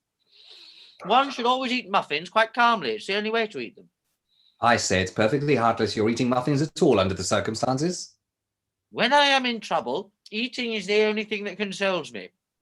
Indeed, when I'm in really great trouble, as anyone who knows me intimately will tell you, I refuse everything except food and drink. At the present moment, I am eating muffins because I am unhappy. Besides, I'm particularly fond of muffins. What? Well, there is no reason you should eat them all in that greedy way. I wish you would have tea cake instead. I suppose a man may eat his own muffins in his own garden. You have just said that it was perfectly heartless to eat muffins. I said it was perfectly heartless of you. Under the circumstances, that is a very different thing. That may be, but the muffins are the same. Oh, Algie, I wish to goodness you would go. You can't possibly ask me to go without having some dinner. It's absurd. I never go without my dinner. No one ever does, except vegetarians and people like that. Besides, I have just made arrangements with Dr. Chasuble to be christened at 5:45 under the name of Earnest. My dear fellow, the sooner you give up that nonsense, the better. I made arrangements this morning with Dr. Chasuble to be christened myself at 5:30, and naturally will take the name of Ernest. Gwendolen would wish it. We can't both be christened Ernest. It's absurd. Besides, I have the perfect right to be christened if I like. There's no evidence at all that I have been christened by anybody. I should think that it's extremely probable I never was. And so, Dr. Chasuble, it is entirely different in your case. You have been christened already. Yes, but I have not been christened for years. Yes, but you have been christened. That is the important thing. Quite so. So I know my constitution can stand it. If you're not quite sure about your ever having been christened, I think it's rather dangerous you're embarking on it now. It might make you very unwell. You can hardly have forgotten that someone very closely related with you was very nearly carried off this week in Paris by a severe chill. Yes, but you said that yourself that a severe chill was not hereditary. It usedn't to be, I know. But I dare say it is now. Science is always making wonderful improvements in things. That is nonsense. You're always talking nonsense. Jack, you're at the muffins again. I wish you wouldn't. There are only 2 left. And I told you I was particularly fond of muffins. But I hate tea cake. Well, why on earth then do you allow tea cake to be served up for your guests? What idea do you have of hospitality? Algernon, I just wish you would go. I told you to go. Why don't you go? I haven't quite finished my tea yet. And there's still 1 muffin left. Ah! I'd like to take a moment to remind you to donate what you can to Acting for Others. You'll find the link to Just Giving, which is in the comments on the YouTube channel and also on my pinned tweet at Support British. Thank you so much and enjoy the second half.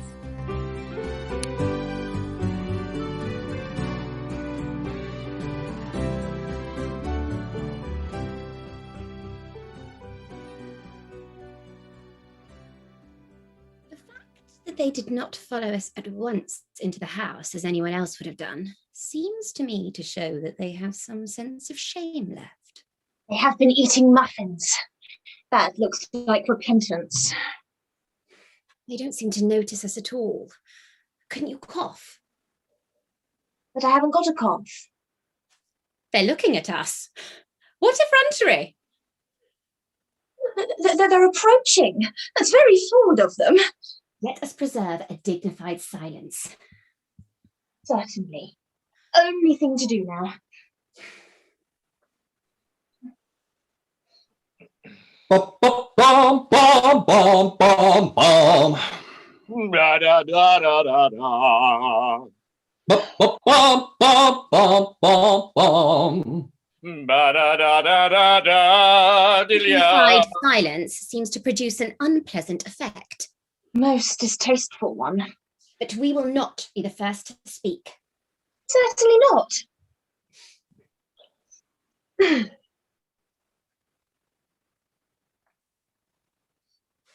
Mr. Worthing, I have something very particular to ask you. Much depends on your reply. Gwendolen, your common sense is invaluable.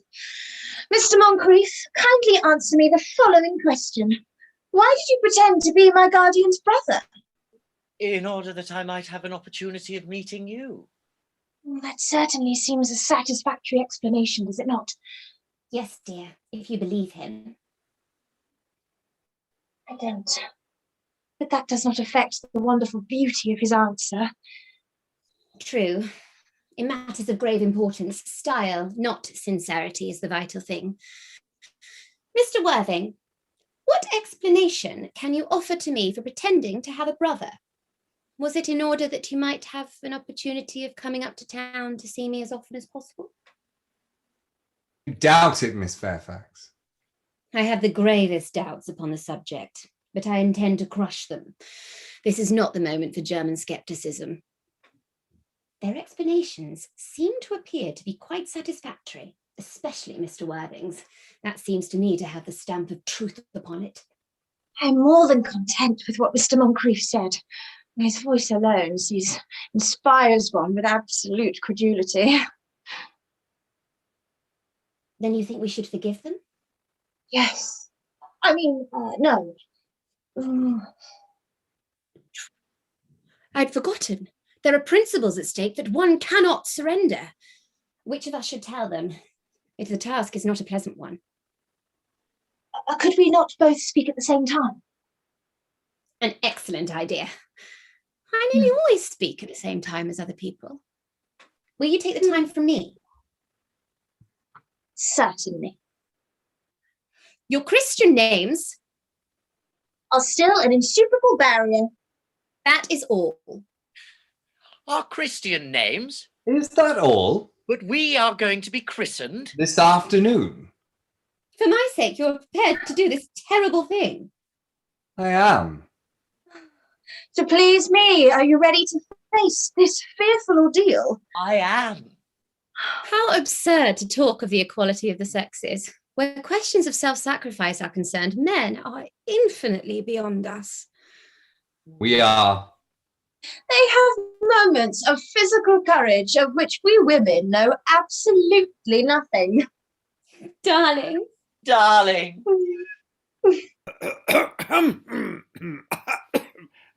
Lady Bracknell. Oh, good heavens. Gwendolen, what does this mean? Merely that I am engaged to be married to Mr. Worthing, Mamma. Come here. Sit down. Sit down immediately. Hesitation of any kind is a sign of mental decay in the young and physical weakness in the old. You will clearly understand all the communications between yourself and my daughter must cease immediately from this moment. On this point, as indeed on all points, I am firm. I am engaged to be married to Gwendolen, Lady Bracknell. You are nothing of the kind, sir. And now, as regards Algernon. Algernon? Yes, Aunt Augusta? May I ask if it is this house that your invalid friend Mr. Bunbury resides? Oh, no, no, Bunbury doesn't live here. Bunbury is somewhere else at present. In fact, Bunbury's dead. Dead? When did Mr. Bunbury die? His death must have been extremely sudden. Oh, I killed Bunbury this afternoon. I mean, poor Bunbury died this afternoon. What did he die of? Bunbury? Oh, he was quite exploded. Exploded? Was he the victim of a revolutionary outrage? I was not aware that Mr. Bunbury was interested in social legislation. Huh. If so, he is well punished for his morbidity. My dear Aunt Augusta, I mean, he was found out. The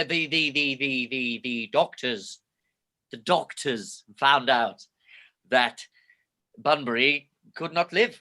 That's what I mean. So Bunbury died. He seems to have had great confidence in the opinion of his physicians. I'm glad, however, that he made up his mind at the last to some definite course of action and acted under proper medical advice. And now that we have finally got rid of this Mr. Bunbury, may I ask, Mr. Worthing, who is that young person whose hand my nephew Algernon is now holding in what seems to me a peculiarly unnecessary manner? That lady is Miss Cecily Cardew, my ward. I am engaged to be married to Cecily, Aunt Augusta. I beg your pardon? Mr. Moncrieff and I are engaged to be married, Lady Bracknell. I do not know whether there is any peculiarly exciting in the air of this particular part of Hertfordshire, but the number of engagements that go on seems to me to be considerably above the proper average that statistics have laid down for our guidance. I think some preliminary inquiry on my part would not be out of place. Mr. Worthing, is Miss Cardew at all connected with any of the larger railway stations in London? I merely desire information. Until yesterday, I had no idea that there were any families or persons whose origin was a terminus. Miss Cardew is the granddaughter of the late Mr. Thomas Cardew of 149 Belgrave Square, SW, Gervase Park, Dorking, Surrey, and the Sporran, Fifeshire NB.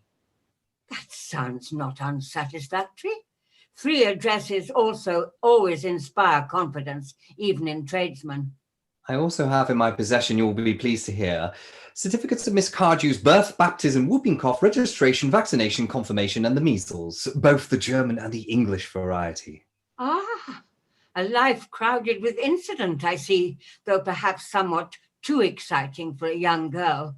I'm not myself in favour of premature experiences. Gwendolen, the time approaches for our departure. We have not a moment to lose. As a matter of form, Mr. Worthing, I had better ask you if Miss Cardew has any little fortune. Oh, about £130,000 in the funds, that is all. Goodbye, Lady Bracknell, so pleased to have seen you. A moment, Mr. Worthing. £130,000? And in the funds? Miss Cardew seems to me a most attractive young lady now that I look at her. Few girls of the present day have any really solid qualities, any of the qualities that last and improve with time. We live, I regret to say, in an age of surfaces. Kindly turn round, sweet child. No, the side view is what I want. Yes, quite as I expected. There are distinct social possibilities in your profile. The chin a little higher, dear. Style largely depends on the way the chin is worn. They are worn very high just at present. Algernon? Yes, Aunt Augusta? There are distinct social possibilities in Miss Cardew's profile. Cecily is the sweetest, dearest, prettiest girl in the whole world, and I don't care tuppence for social possibilities.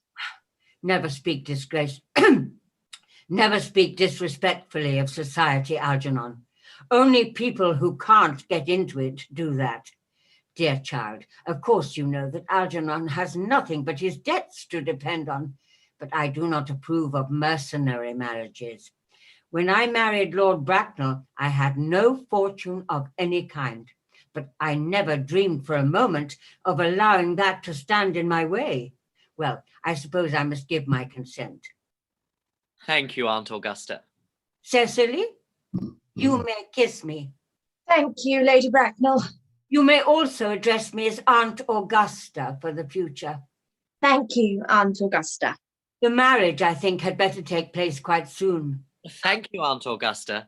Thank you, Aunt Augusta. To speak frankly, I am not in favour of long engagements.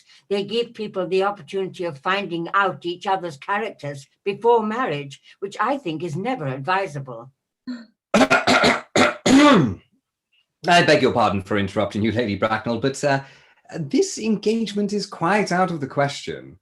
I am Miss Cardew's guardian, and she cannot marry without my consent until she comes of age. That I can consent I absolutely decline to give. Upon what grounds, may I ask? Algernon is an extremely, I may almost say ostentatiously eligible young man. He has nothing, but he looks everything. What more can one desire? Oh, it pains me very much to have to speak frankly to you, Lady Bracknell, about your nephew, but the fact is, I do not approve at all of his moral character. I suspect him of being untruthful. Truthful? My nephew Algernon? Impossible. He is an Oxonian. I fear there can be no possible doubt about the matter. This afternoon, during my temporary absence in London on an important question of romance, he obtained admission to my house by means of the false pretense of being my brother. Under an assumed name, he drank, I've just been informed by my butler, an entire pint bottle of my Perrier Jouet Brut 89, wine I was specially reserving for myself. Continuing his disgraceful deception, he succeeded in the course of the afternoon in alienating the affections of my only ward. He subsequently stayed to tea and devoured every single muffin. And what makes his conduct all the more heartless is that he was perfectly well aware from the first half that I have no brother, that I never had a brother, and that I don't intend to have a brother, not even of any kind. I distinctly told him so myself yesterday. Mr. Worthing, after careful consideration, I have decided entirely to overlook my nephew's conduct to you. That is very generous of you, Lady Bracknell. My own decision, however, is unalterable. I decline to give my consent. How old are you, dear? Oh, well, I am really only 18, but I always admit to 20 when I go to evening parties.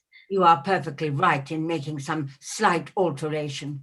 Indeed, no woman should ever be quite accurate about her age. It looks so calculating. Well, it will not be very long before you are of age and free from the restraints of tutelage. So I don't think your guardian's consent, after all, a matter of any importance. Pray, excuse me, Lady Bracknell, for interrupting you again, but it's only fair to tell you that according to the terms of her grandfather's will, Miss Cardew does not legally of age till she is 35. That does not seem to me to be a grave objection. 35 is a very attractive age. I see no reason why our dear Cecily should not be even more attractive at that age you mentioned than she is at present. There will be a large accumulation of property. Algie, could you wait for me till I was 35? Of course I could, Cecily. You know I could. Yes, I felt it instinctively. But I couldn't wait all that time. I hate waiting even 5 minutes for anybody. It always makes me rather cross. I'm not punctual myself, I know, but I do like punctuality in others. And waiting even to be married is quite out of the question. Then what is to be done, Cecily? I don't know, Mr. Moncrieff. My dear Mr. Worthing, as Miss Cardew states positively that she cannot wait till she is 35, a remark which I am bound to say seems to me to show somewhat impatient nature, I would beg you to reconsider your decision. But my dear Lady Bracknell, the matter is entirely in your own hands. The moment you consent to my marriage with Gwendolen, I will most gladly allow your nephew to form an alliance with my ward. You must be quite aware that what you propose is out of the question. Then a passionate celibacy is all any of us can look forward to. That is not the destiny I propose for Gwendolen. Algernon, of course, can choose for himself. Come, dear, we have already missed 5, if not 6 trains. To miss any more might expose us to comment on the platform. Everything is quite ready for the christenings. The christening, sir? Is not that somewhat premature? Well, both these gentlemen have expressed a desire for immediate baptism. At their age? The age is grotesque and irreligious. Algernon, I forbid you to be baptized. I will not hear of such excesses. Lord Bracknell would be highly displeased if he learned that that was the way in which you wasted your time and money. Am I to understand, then, that there are to be no christenings at all this afternoon? I don't think that as things are now, it would be very much practical value to either of us, Dr. Chasuble. I am grieved to hear such sentiments from you, Mr. Worthing. They savour of the heretical views of the Anabaptists, views that I have completely refuted in 4 of my unpublished sermons. However, as your present mood seems to be one peculiarly secular, I will return to the church at once. Indeed, I have just been informed by the pew opener that for the last hour and a half, Miss Prism has been waiting for me in the vestry. Miss Prism? Did I hear you mention a Miss Prism? Yes, Lady Bracknell. I am on my way to join her. Pray, allow me to detain you for a moment. This matter may prove to be one of vital importance to Lord Bracknell and myself. Is this Miss Prism a female of repellent aspect, remotely connected with education? She is the most cultivated of ladies and the very picture of respectability. It is obviously the same person. May I ask what position she holds in your household? I am a celibate, madam. Miss Prism, Lady Bracknell has been for the last 3 years Miss Cardew's esteemed governess and valued companion. In spite of what I hear of her, I must see her at once. Let her be sent for. She approaches. She is nigh. I was told you expected me in the vestry, dear Canon. I've been waiting for you there for 1 hour and 3/4. Prism? Come here, Prism. Prism, Where is that baby? 28 years ago, Prism, you left Lord Bracknell's house, number 104 Upper Grosvenor Street, in charge of a perambulator that contained a baby of the male sex. You never returned. A few weeks later, through the elaborate investigations of the Metropolitan Police, the perambulator was discovered at midnight, standing by itself in a remote corner of Bayswater. Oh! It contained the manuscript of a 3-volume novel of more than usually revolting sentimentality, but the baby was not there. Heavens to Murgatroyd. Prism, where is that baby?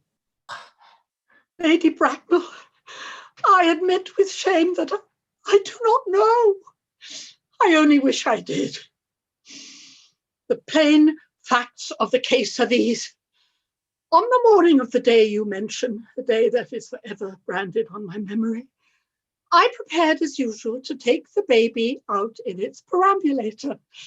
I had also with me a somewhat old but capacious handbag in which I intended to place the manuscript of a work of fiction that I had been writing during my few unoccupied hours.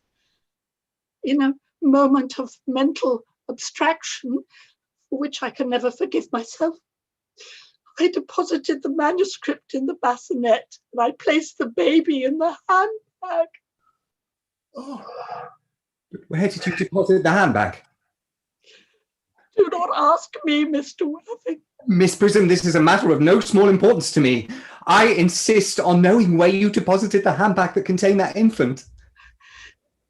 I left it in the cloakroom of one of the larger railway stations in London. What railway station? Victoria, the Brighton line. Oh, I must retire to my room for a moment. Gwendolen, wait here for me. If you are not too long, I will wait here for you all my life. What do you think, Lady Bracknell? I dare not even suspect, Dr. Chasuble. I need hardly tell you. Where the hell the handbag? No. Maybe it's behind the bookcase. No, where did I put the bloody handbag? Uncle Jack seems strangely agitated. Your guardian has a very emotional nature. This noise is extremely unpleasant. It sounds as if you were having an argument. I dislike arguments. They are always vulgar and often convincing. Oh, it has stopped now. I wish he would arrive at some conclusion. The suspense is terrible. I hope it will last. Is this the handbag, Miss Prism? Examine it carefully before you speak. The happiness of more than one life depends on your answer.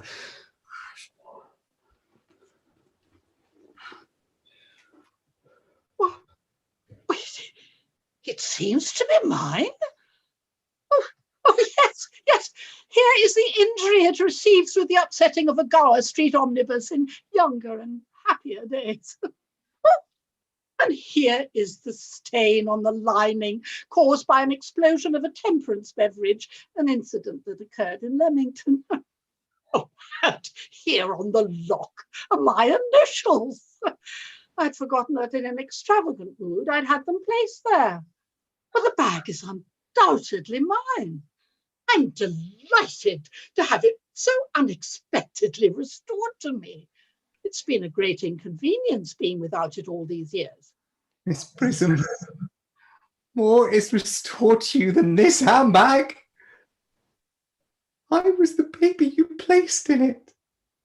You? Yes! Mother!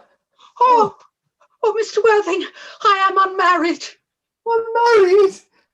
I do not deny that this is a serious blow, but Oh, after all, who has the right to cast a stone against one who has suffered? Well, cannot repentance wipe out an act of folly?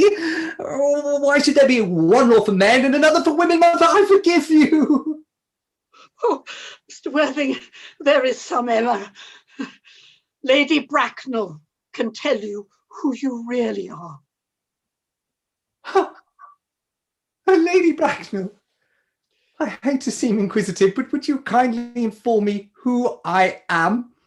I'm afraid that the news I have to give you will not altogether please you.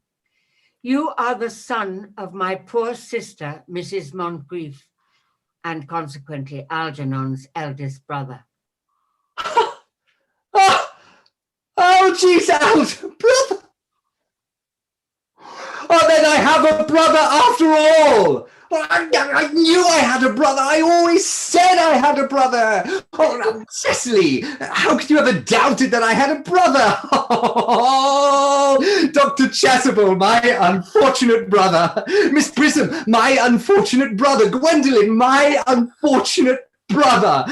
Oh, Algie, you young scoundrel. You'll have to treat me with more respect in the future. You've never behaved to me like a brother in all your life. Well, not until today, old boy, I admit. I did my best, however, though I was out of practice. My own? But what own are you? What is your Christian name now that you have become someone else? Good heavens, I'd quite forgotten that point. Well, your decision on the subject of my name is irrevocable, I suppose. I never change, except in my affections. Oh, what a noble nature you have, Gwendolen. Well, then the question has to be cleared up at once. Aunt Augusta, a moment. At the time when Miss Prism left me in the handbag, had I been christened already? Every luxury that money could buy, including christening, had been lavished on you by your fond and doting parents. Then I was christened. That's it settled. Now, what name was I given? Let me know the worst. Being the eldest son, you were naturally christened after your father. Yes, but what was my father's Christian name? I cannot at the present moment recall what his general's Christian name was, but I have no doubt he had one. He was eccentric, I admit, but only in later years, and that was the result of the Indian climate and marriage and indigestion and other things of that kind. Algie, can't you recollect what our father's Christian name was? My dear boy, we were never even on speaking terms. He died before I was a year old. His name would appear in the army list of the period, I suppose, Aunt Augusta? The general was essentially a man of peace, except in his domestic life, but I have no doubt his name would appear on any military directory. The army list of the last 40 years are here. These delightful records should have been my constant study. Right, let's have a look. M, generals. Mallam, Moxbum, Magley. Ghastly names they have. Markby, Migsby, Mobs, Moncrieff. Here we go. Lieutenant 1840, Captain Lieutenant Colonel, Colonel General 1869. Christian names.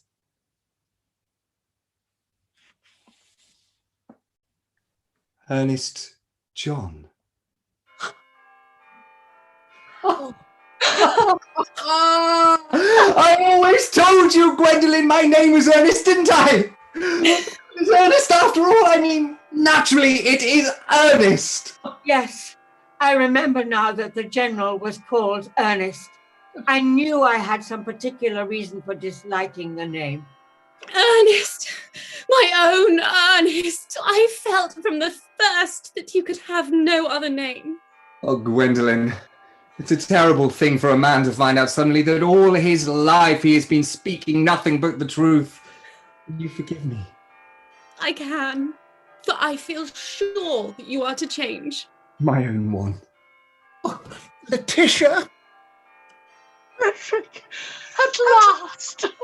Cecily, at last! Gwendolen, at last! My nephew, you seem to be displaying lines of triviality.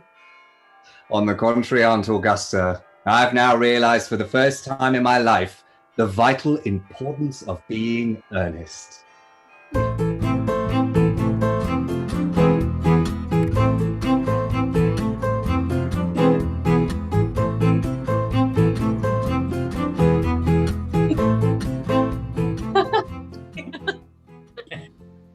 Well, thank you very, very much indeed for watching this production of The Importance of Being Earnest. What can I say apart from a very, very big special thanks to this amazing cast that I've had the pleasure to work with, and I don't know where he is, but our fabulous director. I'm sure he's around somewhere. But anyway, so if you would please continue to donate to Acting for Others, and you can find the link to Just Giving, which is in the comments section on the YouTube channel, and also on the pinned tweet at Support British. So as much as you can possibly afford, every penny really will help. If you've not seen the entire production, you will be able to see a replay of this, and that will be coming very soon. And once again, that will be on my pinned tweet.